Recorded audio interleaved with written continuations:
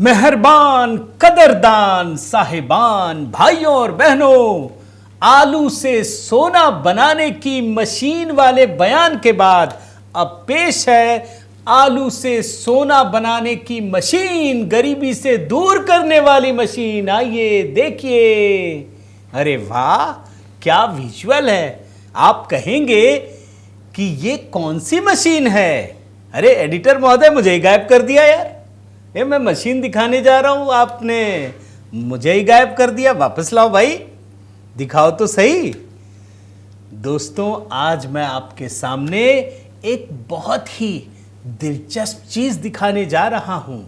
आप भूलिएगा नहीं, ये आप सुनते हैं ना, गुरु गुढ़ी रह गया और चेला चीनी बन गया। यहां मैं आपको दिखाऊंगा। मल्लिकार्जुन खड़गे साहब ने राहुल गांधी को भी पछाड़ दिया है दोस्तों, और एक ऐसी मशीन लीक हुई है, आपको दिखा नहीं होगा, मैं अभी आपको दिखाऊंगा। और सही मायने में कहिए तो शेर को सवा शेर मिल गया है।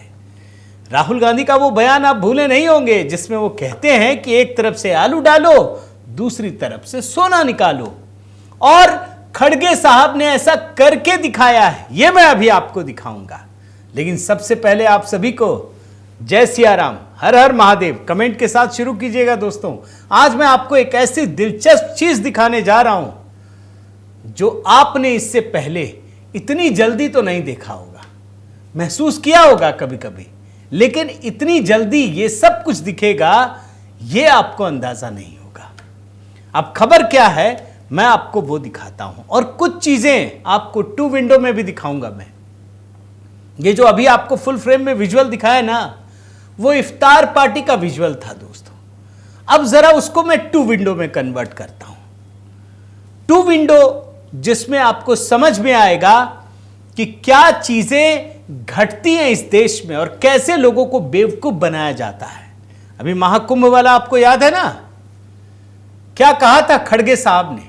यही कहा था ना कि गंगा में डुबकी लगाने से गरीबी दूर होती है। ये खड़गे साहब महाकुंभ को जितनी गालियां देनी थी दे गए, लेकिन ये इफ्तार पार्टी में पहुंच गए। अब इफ्तार पार्टी से अपने को कोई मतलब नहीं है, मुझे कोई विरोध भी नहीं है, लेकिन क्या यह सवाल नहीं पूछा जाना चाहिए कि क्या इफ्तार पार्टी में जाने से गरीबी दूर हो गई? खड़गे साहब, जो आप महाकुंभ का इतना विरोध, इतनी नफरत करते थे। बयान सुनाता हूं दोस्तों, दूसरे विंडो में खड़गे साहब की इफ्तार पार्टी भी देखिए। गंगा में डुबकी लेने से गरीबी दूर होती क्या? आपको खाना मिलता पेट को। देख लिया ना दोस्तों, और आप समझ लीजिए, ये जो धर्म को गाली देने का रोग चढ़ा है ना, ये बीमारी है, वो दरअसल इसलिए है क्योंकि ये हिंदू धर्म को ही गाली दे सकते हैं, लेकिन जहां बात दूसरे धर्म की होती है बस हिम्मत नहीं होती। बल्कि जब मैं आपको इस विंडो को अभी और आगे दिखाऊंगा, कुछ 2 विंडो, लेकिन एक छोटा सा बयान आपको सुनाता हूं, आप सुनिए। खड़गे साहब एक व्यक्ति को, उसकी योग्यता क्या है कि वो खड़गे साहब को मीट खिलाते हैं, मीट के शौकीन हैं, और ये कोई मुस्लिम व्यक्ति है जिसको 2 बार राज्यसभा का सांसद बना दिया इन्होंने। एक धर्म से नफरत और दूसरे धर्म से कैसे कैसे प्रेम चढ़ाते हैं, आपको ये बयान दिखाता हूं, फिर आगे की कहानी। अभी तो मैं बहुत सारे मटेरियल इकट्ठा करके लाया हूं दोस्तों, पहले ये बयान सुन लीजिए। और आदमी को मैं जानता हूँ, वो भी खड़गे साहब के काफी क्लोज आदमी। उस व्यक्ति की एक ही योग्यता, खड़गे साहब मीट के बड़े शौकीन, और वो व्यक्ति को ये पता है कि पुरानी दिल्ली की कौन सी दुकान पे जाके मीट अच्छा मिलता, वो मीट लेके पहुंच जाता। वो मीट लाते लाते आज ये हालत हो गई कि वो दूसरी बार राज्यसभा में, जहाँ तक मैं सही समझ पा रहा हूँ, आप खड़गे साहब के नजदीकी दो बार राज्यसभा सांसद, और अभी हाल ही में उनको जनरल सेक्रेटरी बनाया गया है पार्टी का। जम्मू कश्मीर के इंचार्ज है, उनका नाम है नासिर हुसैन। आप उनकी बात कर रहे हैं? मैं किसी व्यक्ति का नाम नहीं लूंगा, ना मैं बताऊंगा, मैं उनकी बात कर। ये है असली खड़गे साहब का चरित्र। अभी मैं आपको कुछ जल्दी जल्दी 2 विंडो दिखाता हूं दोस्तों, आपको मजा आएगा उसमें। अखिलेश यादव महाकुंभ की बुराई में क्या कुछ नहीं कहा, ये डगमगाते रहते हैं। इनको कभी लगा कि यार अपने यादव भी तो हिंदू ही हैं, तो चलो नहा लेते हैं, लेकिन फिर लगा यार कहीं मुसलमान गुस्सा ना हो जाए, तो हर बार बुराई करते हैं। इस बार भी बुराई की, बोलते हैं महाकुंभ कोई शब्द ही नहीं है। इफ्तार में बड़े प्रेम भाव से जाते हैं। सिर्फ डबल स्टैंडर्ड आपको दिखा रहा हूं दोस्तों, बड़े ध्यान से देखिए और महसूस कीजिए ये हिंदुओं के अस्तित्व को किस प्रकार से कुरेदते हैं, चुनौती देते हैं। सुनिए। कुंभ कोई शब्द नहीं है, लेकिन इन्होंने क्योंकि महाआयोजन के लिए बहुत सारा पैसा निकालना था, इसलिए पैसे को बर्बादी करनी थी, इसलिए नाम भी इन्होंने महाआयोजन दिया और लोगों को गुमराह किया गया। 144 वर्ष बाद हो रहा है। ये इसी देश में संभव हो सकता है दोस्तों, जहां बहुसंख्यक आबादी को लगातार गालियां दी जाती हैं, अपमानित किया जाता है। ये सिर्फ सनातन में ही संभव है और ये लोग उसका बेजा फायदा उठाते हैं। हम आलोचना को अपनी ताकत बनाते हैं, ये उसको हथियार बना लेते हैं हिंदुओं को जलील करने का। वरना आप सोचिए कि जो ममता बनर्जी महाकुंभ को मृत्यु कुंभ बताती हैं, वो भी इफ्तार में बड़े प्रेम से जाती हैं। यहां एक तरफ सिर्फ बुराई दिखती है, दूसरी तरफ तो बस प्रेम ही उमड़ता है। देख लीजिए, ये भी देखिए। সুতরাং পুজো পার্বণ আমাকে শিখিয়ে লাভ নেই। মহাকুম্ভ আমি নাইবা বললাম, ওটা এখন মৃত্যু কুম্ভ হয়ে গেছে, মৃত্যু কূপের মতো। एक और दिखाता हूं, जया बच्चन। हालांकि मैंने देखा जया बच्चन अचानक से बोलते बोलते कैसे उनकी जुबान फिसल गई, क्या हो गया मुझको पता नहीं, मोदी की तारीफ करने लगी। उस पर तो अलग से बातचीत करनी पड़ेगी, लेकिन महाकुंभ को लेकर दोस्तों क्या कुछ नहीं कहा। सबसे ज्यादा दूषित पानी कुंभ में है, बॉडीज डाल दी, पानी दूषित हो गया। जया बच्चन से यह तो पूछना चाहिए था, भैया जो राम भक्तों पे गोली चलाई थी समाजवादी पार्टी ने, और जो डेड बॉडी को रेत से भरी बोरी से बांध करके सरयू में बहा दिया गया था, तब पानी दूषित हुआ था या नहीं हुआ था? जया बच्चन को बोलना चाहिए। लेकिन छोड़िए, मैं तो लेटेस्ट आपको दिखा रहा हूं। महाकुंभ के बारे में कुछ भी बोल दो, इफ्तार बड़े शौक से जाती है। बताया नहीं कि वहां का पानी ठीक था या नहीं था, या वहां भी दूषित था, बता देती है हमें भी। पूरी दुनिया तो वैसे भी जानना चाहती है, आप स्टार रही हैं। सुनिए। सबसे ज्यादा कंटामिनेटेड वाटर इस वक्त कहाँ है? कुंभ में है। उसके लिए कोई सफाई नहीं दे रहे। बॉडीज जो पानी में डाल दी गई हैं, उससे पानी कंटामिनेट हुआ है। एक और टू विंडो दोस्तों, आप एक एक टू विंडो पर अपने कमेंट जरूर कीजिएगा दोस्तों। बड़ी मेहनत से सारी चीजें इकट्ठा करके आपको दिखा रहा हूं, यही बाद में वायरल होता है। यही वीडियो जो मैं आपको टू विंडो में दिखा रहा हूं, फिर ये वायरल होता है, लोग निकाल निकाल कर दिखाते हैं। एक एक चीज पर आपके बयान चाहता हूं, कमेंट चाहता हूं। मैं अब आपको संजय सिंह, आपके सांसद, कुंभ पर तो दुष्प्रचार करते हैं, लेकिन इंडियन मुस्लिम लीग उसके कार्यक्रम में, इफ्तार पार्टी में बड़ा प्रेम उमड़ता है। देखिए ना, लोगों की जानें गई हैं वहां पे, और वहां जिस तरह से लोगों की जान जाने के बाद संख्या को दबाने की कोशिश की गई, वो लोगों के घाव पे नमक डालने का प्रयास किया गया।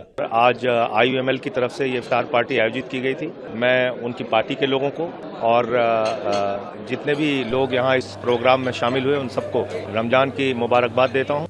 जानते हैं दोस्तों, कलयुग की बड़ी चर्चा होती है। कलयुग है, घोर कलयुग है। वो है क्या कलयुग? कभी सोचा आपने? यही कलयुग है। अरे जिस मुस्लिम लीग ने इस देश को इतने घाव दिए, इतने जख्म दिए, मुस्लिम लीग ने ही तो दिए। देश को दो हिस्सों में तोड़ दिया और नेहरू ने अपनी सत्ता पाने के लिए उसको स्वीकार किया।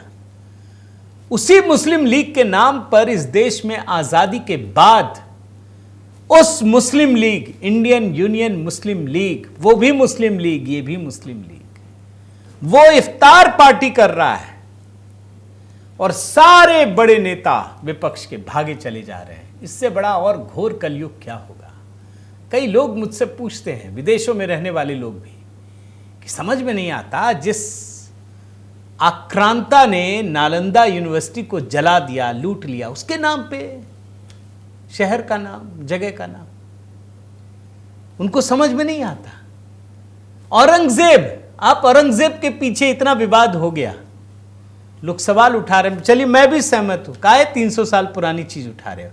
अरे अभी का देखो भाई, ये मुस्लिम लीग इफ्तार पार्टी दे रहा है और सारी पार्टियां जा रही हैं, मुझे तब भी प्रॉब्लम नहीं है, लेकिन ये पार्टियां हिंदुओं को जलील करने का कोई मौका नहीं छोड़ती, हिंदुओं को गाली देती है और मुस्लिम लीग की इफ्तार पार्टी में दौड़े दौड़े जाते हैं। ये जो सारा वाकया दिखा रहा हूं ना, ये कल ही का है, 20 मार्च गुरुवार, दिल्ली में इंडियन यूनियन मुस्लिम लीग ने इफ्तार पार्टी का आयोजन किया, सब भागे चले आए।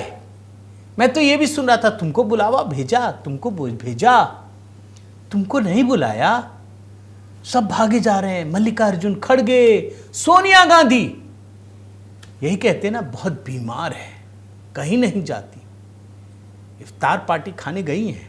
समाजवादी पार्टी के मुखिया अखिलेश यादव, समाजवादी पार्टी की सांसद जया बच्चन, शशि थरूर, शमा मोहम्मद, संजय सिंह, सब लोग भागे भागे गए, कहीं छूट ना जाए। यूपी में कांग्रेस और समाजवादी पार्टी लड़ती है, उसकी इफ्तार पार्टी में साथ बैठ के खाना खाते हैं। यही हकीकत है। और मैं तो आपको बोलूंगा दोस्तों, इसी मुस्लिम लीग की बात बता रहा हूं। जब कुंभ पर राहुल गांधी से पूछा गया ना, महाकुंभ जाएंगे, कुछ नहीं कहा, नमस्कार। लेकिन मुस्लिम लीग के बारे में पूछिए, और वो भी मुस्लिम लीग तो आप सुनते ही आप समझ जाते हैं ना कि भाई जिसने देश को का विभाजन किया उसी के नाम पे तो है ही है इंडियन यूनियन मुस्लिम लीग, वरना क्यों होता, कुछ और नाम रखते। बोलते हैं ये सेक्युलर पार्टी है, Muslim League is a completely secular party. सुनिए ना, महाकुंभ जाएंगे, नमस्कार। राहुल जी महाकुंभ जाएंगे, नमस्कार। Muslim League is a completely secular party. Right. There's nothing non-secular about the Muslim League. और आप सोचिए दोस्तों, क्यों मैंने ये नाम दिया? अरे वो तो आलू से सोना बनाने की मशीन बता रहे थे ना। खड़गे ने क्या किया? खड़गे ने महाकुंभ को किस तरह अपमानित किया, इतिहास में कभी मत भूलिएगा। अगर आप कांग्रेस को वोट भी देना चाहते हैं तो कम से कम शर्म से ही एक बार सुन लीजिएगा जो खड़गे ने कहा कि डुबकी लगाने से क्या गरीबी दूर होती है, इफ्तार पार्टी से तो हो गई होगी। और वो भी मुस्लिम लीग, कैसे भागे भागे गए हैं आप सोचिए। खड़गे हो, सोनिया गांधी हो, सारा कुनबा दौड़ पड़ा, छूट ना जाए बस। लेकिन जब राम मंदिर प्राण प्रतिष्ठा का न्योता मिला दोस्तों, इस कांग्रेस ने बड़ी बेशर्मी से इनकार कर दिया, नहीं जाएंगे, बुराई की, आज भी आलोचना करते हैं। मैं बार बार कह रहा हूं, कलयुग कहीं ऐसा नहीं कि कागज में लिखा हुआ आसमान में दिखेगा ये कलयुग है और आप देखेंगे तब महसूस होगा ये कलयुग है। यही है, यही घोर कलयुग है। पाप कैसे बढ़ता है वो आपको दिखा रहा हूं। इसी देश में, दुनिया में इससे अधिक हिंदुओं का एक ही देश है, यही है और कोई नहीं है, जिसको धर्मनिरपेक्ष का ताना बाना देख करके मुस्लिम राष्ट्र बनाने की कोशिश हो रही है। उस देश में हिंदुओं का घोर अपमान, रोज रोज अपमान होता है और मुस्लिम लीग, इंडियन यूनियन मुस्लिम लीग की इफ्तार में दौड़े दौड़े जाते हैं। और आपको बताता हूं, याद दिला रहा हूं, जब यहां राम टेम्पल में इन्होंने मना किया तो पता है क्या कहा था? Religion is personal matter. लेकिन यहां पर्सनल मैटर नहीं होता। अगर बात मुसलमानों की हो तो सब हो जाता है, अच्छा हो जाता है, यहां कोई दिक्कत नहीं है। अगर chief justice of India Ganpati की पूजा करें, पीएम चले जाएं तो उसमें दिक्कत है, यहां दिक्कत नहीं है। मैं आपको दिखाता हूं, राम मंदिर का उद्घाटन हुआ। हां देखिए, मैं कैसे बदनाम करते, मैं कुछ बयान सुनाता हूं, मैंने निकाला है राहुल गांधी का एक बयान। देखिए राम मंदिर के उद्घाटन को कैसे बदनाम करने की कोशिश की कि राष्ट्रपति तो गई नहीं, राष्ट्रपति को बुलाया नहीं गया। सुनिए एक बार। राम मंदिर का उद्घाटन हुआ, हिंदुस्तान की राष्ट्रपति आदिवासी हैं, उनको कहा गया कि आप राम मंदिर के इनॉग्रेशन में नहीं आ सकती, मना कर दिया उनको। राष्ट्रपति को मना किया, क्यों? क्योंकि वो आदिवासी थे। और जो बयान आपको अभी सुना रहा हूं ना दोस्तों, 2 और सुनाऊंगा, 3 बयान निकाले हैं। सोचिएगा, कभी दूसरे धर्म पर राहुल गांधी ने कभी कुछ कहा हो। एक और सुनाता हूं कि जो लोग मंदिर में जाते हैं वो लड़कियों को छेड़ते हैं। यह बयान सुनिए। मंदिर में जाते हैं, मत्था टेकते हैं, देवी की पूजा करते हैं। आपको कोई बहन कहता है, कोई माँ कहता है, मगर सच्चाई ये है कि वही लोग जो माँ और बहन कहते हैं, वही लोग आपको बस में छेड़ते हैं, वही लोग आपको दबाते हैं। एक और बयान, यह बयान जयराम रमेश, राहुल गांधी के गुरु हैं इस समय। वो बोलते हैं मंदिर से भी पवित्र है शौचालय। सुनिए, सुनना चाहिए। समझता हूं मंदिर से भी पवित्र है और वो है शौचालय। हम जितने भी मंदिर में जाएं, अगर शौचालय नहीं है, आप कितना भी नारियल फोड़िए, कितना मंगलारती कीजिए, आपको मोक्ष मिलने वाला नहीं है। हमारे देश में सबसे अफसोसजनक बात है, सबसे गंदे जगह हमारे मंदिर है। जब आप मंदिर जाते हैं, आपको नाक बंद कर जाना पड़ता है। आप जान लीजिए दोस्तों, हिंदू धर्म से जुड़ी चीजों का बदनाम करने के लिए, बहिष्कार करने के लिए कोई भी तर्क ढूंढ सकते हैं। राम मंदिर को कैसे कहा? द्रौपदी मुर्मू तो गई नहीं, बुलाया नहीं। अरे वही द्रौपदी मुर्मू जब G20 बैठक के लिए भोज देती है तो कांग्रेस का कोई भी नहीं पहुंचता। यहां पहुंच गए सोनिया गांधी, राष्ट्रपति द्रौपदी मुर्मू जो आदिवासी हैं, उन्होंने भोज का आयोजन किया, नहीं पहुंचे। राम मंदिर को बदनाम करने के लिए उसका इस्तेमाल किया। इसी प्रकार से नए संसद भवन का उद्घाटन हुआ, बहिष्कार किया। याद कीजिए क्यों? क्योंकि सनातन पद्धति से यह बनाया गया है। उसका भूमि पूजन हुआ क्योंकि यह हिंदुओं की संस्कृति है, उसका बहिष्कार किया गया।